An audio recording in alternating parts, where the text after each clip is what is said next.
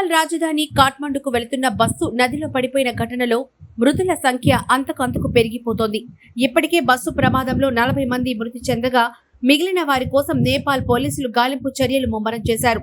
ఉత్తరప్రదేశ్ కు చెందిన బస్సు పొఖరా ప్రాంతం నుండి 40 మంది భారతీయ ప్రయాణికులతో నేపాల్ రాజధాని కాఠ్మండుకు బయలుదేరింది. తనహాన్ జిల్లాలోని మర్సంగి నది వద్దకు చేరగానే అదుపు తప్పి నదిలో పడిపోయింది. ప్రమాద ఘటన నేపథ్యంలో పోలీసులు ఘటనా స్థలానికి చేరుకుని గాలింపు చర్యలు చేపట్టారు. భారత ప్రభుత్వం ప్రమాద ఘటనపై నేపాల్ ప్రభుత్వంతో మాట్లాడి వివరాలు అడిగి తెలుసుకుంది. మృతుల సంఖ్య మరింత పెరిగే అవకాశాలు ఉండడంతో ప్రయాణికుల కుటుంబాల్లో ఆందోళన అంతకంతకు పెరిగిపోతోంది.